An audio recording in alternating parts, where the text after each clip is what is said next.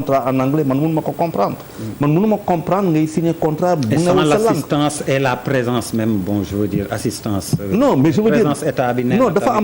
am benn ba nga xamante ne état bi moom si boppam moo la koy liggéeyal sa bopp. bon defe naa min moo gën a kii si question droit côté boobu mais état moom mooy teg cadrage boo xamante ne day protéger d'abord le contenu local mooy le sénégalais. la deuxième chose mënuma signer contrat si anglais c'est pas possible. Quels sont les cabinets d'affaires au Sénégal les avocats d'affaires au Sénégal est-ce qu'ils ont été sollicités par yéen maanaam signature boobu am ñu xool gàllankoor yi fan la nekk gars yi fan la virgule yi nekk point yi fan la teg pour gën leen mën a sonal mu am loo xamante ne contrat d'exclusivité la mais je veux dire à partir du moment où il y a un contrat d'exclusivité mais ça veut dire rupture de contrat am na bu fekkente ne ñoom indi nañ leneen je laisse mon ami Mine qui est beaucoup plus moom mun si loolu wax ci moi lu ma gis nii mooy contrat bu ñu respecté wul bon état boo xamante ne xëy na il est totalement absent mais je vois aussi un secteur privé sénégalais qui est extrêmement faible quoi dans cette affaire-là solidarité gisuma ko si parce que affaire bi dafa mel na bon c'est votre affaire yaa leen fa dugal seen 20 milliards ak ay prêts bancaires kooku seen affaire la c'est pas l'affaire des autres secteurs alors qu'il y a quand même un syndicat du patronat au Sénégal bon l'aéroport AIBD moi rien que qu'avoir le RDIA ça me rend malade waxatuma les machins ngay ñëw di teg sa loxo 4 milliards affaires yooyu sénégalais yi amuñu si dara c'est à être à mourir debout quoi. naka nga jàngatee problème bi nga xam ni tey moom la ñu Mohamed Badiane indil ak ni mu ko exposé. man dama yaakaar que lii lu nuy woon na depuis le début. parce que gis nañ péripéties quand même affaire AIBD avec des avenants à n'en plus finir aéroport bu nga xamante ne waroon na pare depuis Mathusalem ay milliards ñu engloutir ko mu dem ci loolu bañ demee ba ci cëppaandaw gi aujourd'hui lan lañ gis que ni aéroport bi Sénégalais yi pratiquement ñoom ñoo ko financé mais Sénégalais yi contrôlé wuñ dara. tey jii li mu la expliqué nii c'est des sociétés sénégalaises ñu nga xamante ne ñu ngi fa dem yëkkat seen xaalis jox ko mais géré wuñ dara. ñi nga xamante ñoom ñoo koy gérer c'est des étrangers c'est des français c'est des turcs ñoom ñoo nekk ñoom ñooy gérer et que ñoom ñi nga xamante ne ay petites et moyennes entreprises la ñu yor dañuy végéter en fait. moi je me dis que comme Charles nu mu ko waxee dans un état dafa am lu nga xamante ne état ci boppam moom moo ko war a jël en charge. c'est-à-dire que état tey boo ñëwee bu ñu la ko définir moom mooy territoire. ci territoire bi benn population di fa vivre ci biir population benn pouvoir da ci exercer. donc tu peux pas être un état bu nga xamante ne yow sa pouvoir mënoo ko exercer ci population bi non seulement da nga ko war a exercer ci population bi nga xam ñoom ñoo fa nekk mais étranger bu ñëw également da nga war a exercer ce pouvoir là. je pense que boo koy def mooy lan teg un cadrage juridique bu nga xamante ne ku ci ñëw da nga ciy wékku àla kulli àllin ku nga xamante ne dafa jàdd yoon nga mun ko tegaat ci yoon pour que dëkk bi mën a dox convenablement. investisseurs étrangers c'est bon war nga ñëw pour indi xaalis parce qu'on a besoin d'investisseurs étrangers mais je me dis également qu'il y a ce qu'on appelle la préférence nationale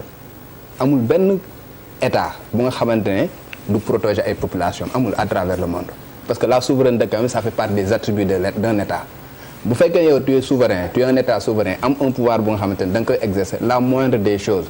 mooy protéger tes populations ak lu ñu mën di doon nga protéger leen. et la deuxième chose également mettre un cadrage juridique bu nga xamante ne ces populations mën nañ ci mouvoir ba am ci au moins as tuut bu nga xamante ne mën nañ ko ci jëlee mais tey li ñu dégg ni on ne peut pas être dans un état bu nga xamante ne notre langue officielle c'est le français ngay signer contrat anglais ça n'a pas de sens ça n'a pas de sens donc je me dis que loolu état waru ko accepter mais deuxièmement également ñoom ñi nga xamante ne signé nañu ko également ils ont une part de responsabilité je me dis que tey état bi bu ñëwee war na am cahier de charge nga xamante ne yow bu ñu ñëwee lii mooy cahier de charge bi lii lañ bëgg nga doxale ko nii lañ bëgg nga doxale ko soo jegee charte lii mooy tegu sa kaw yow mi nga xamante ne yaay signé war nga également mën a lire mën a comprendre mën a signé boo signé un contrat d'exclusivité mooy man la dong amul keneen kuy ñëw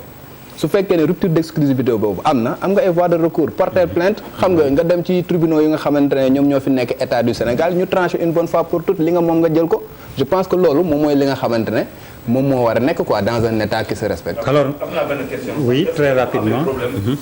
tribunaux sénégalais yi ñoo koy tranché. waaw loolu am na bu amee problème tribunaux sénégalais yi ñoo koy tranché mais boo xoolee ñun bu ñuy signé contrat bi dañuy jàppoon ne ñun dañu fekk suñu secteur ku ci nekk secteur bi ngay liggéeyee. vous travaillez sans des avocats. non on a des avocats mais aujourd'hui tey ñun dañu nekk situation boo xamante si le ministère était là pour nous départager pour wax ak ñun pour ñu trouver solution. bi ñu toogee directeur aéroport dafa ñëw toog mu ne d'accord nee na am na ay problème mais on va trouver des solutions mais ba tey ça fait presque 3-4 mois amul solution. parce Ok. que il ne veut parce que aujourd'hui problème bi mooy c'est les Turcs qui décident moom dañ ko fa teg en tant que Français mais à la fin de la journée c'est le Turc qui décide. moom Ok. décidé wul pouvoir de décision dafa am fu mu yem. c'est un gars qui n'a jamais géré un aéroport il était juste un employé à l'aéroport de Lyon mosut a gérer aéroport boo ko waxee tey bu la indiloon CV doo ci mës a gis directeur d'un aéroport dans ce monde. alors c'était un agent d'un aéroport à Lyon. alors pour mu gën a leer suñu bopp concrètement plainte am na ci rupture par exemple d'exclusivité bi ou non yeggagu leen foofu àggaguñ foofu ci plainte àggagu leen foofu foofu ci ok plainte. donc yéen seen plateforme parce que li même ngeen di aujourd'hui diri en tant qu'entreprise chaque fois bu ñu gisee ñu violer le contrat bi on écrit une lettre. parce que aussi tamit doo jug ni reporter ko plainte. da nga koy bind. on les écrit on les dit que tey jii nii lii def ngeen ko loo xam ne violé ngeen suñu contrat. Oui. war leen ko woon def déjà taxes yi ngeen ñu fay dafa cher ba pare soo ci bëggee dindi ñëw yokk ci rupture de contrat ça passe pas on les a écrits. ok alors Malal situation bi am AIBD. yes mais jaajëf Badiane parce que Badiane bi ma ko gisee daf ma fàttali université Cheikh Anta Diop pavillon A ak ñoom Samba Kandji ñoom Fed ñoom Wahab merci ah kontaan naa si gisaat la et puis liñ ci bëgg a wax rek c'est très simple on est en train de briser l'élan de jeunes entrepreneurs sénégalais c'est-à-dire ay sénégalais xale yuy jéem boo xoolee ñoom ñu ngi fa en tant que global am na ñeneen ñu fa nekk Infinity am na ñeneen ñu fa nekk Secubac Sénécartour je pense que ñooñu ñoo constitué le collectif des prestataires et des investisseurs sénégalais ñooñu je pense que dañ leen war a protéger yokk leen doole ba pare assainiral leen espace bi pour ñu liggéey dans de très bonnes conditions parce que il faut quand même il ne faut pas je sais pas il ne faut pas nga jël un investisseur étranger jël ko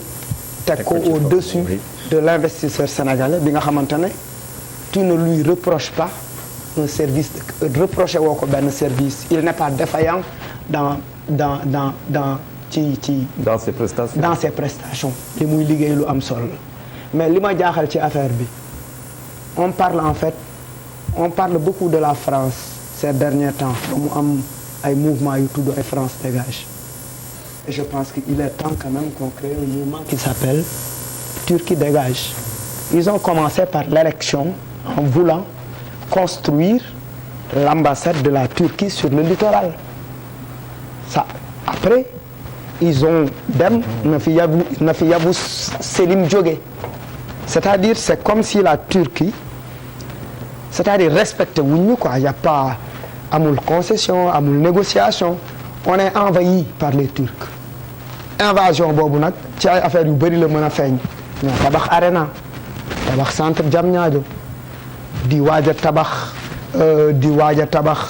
les jeux le stade olympique di waaj a tabax les jeux olympiques parce que ci affaire li ñu war a def ci jeux olympiques yi ñu ngi ci donc finalement et puis en réalité voilà ñu defar micro bi voilà mu gën a kii defe naa dafa xaw a sori fi nga ko la baax na sama wax mu ngi leer non mi ngi yes donc en fait finalement doo comprendre parce que man mënuma comprendre nga am benn stade nga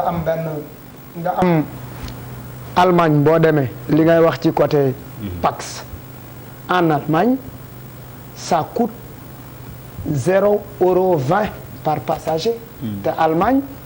mooy aéroport peut-être bi gën a cher sur le plan international comment un pays bu Francfort c'est 0,20 € naka Sénégal 0,50 0,60 nee na 0,60 oui parce que li Malal di wax ni dafa am lu muy firndeel bi ñu demee ba ci biir aéroport bi le directeur de l'aéroport lui-même a commandité benn étude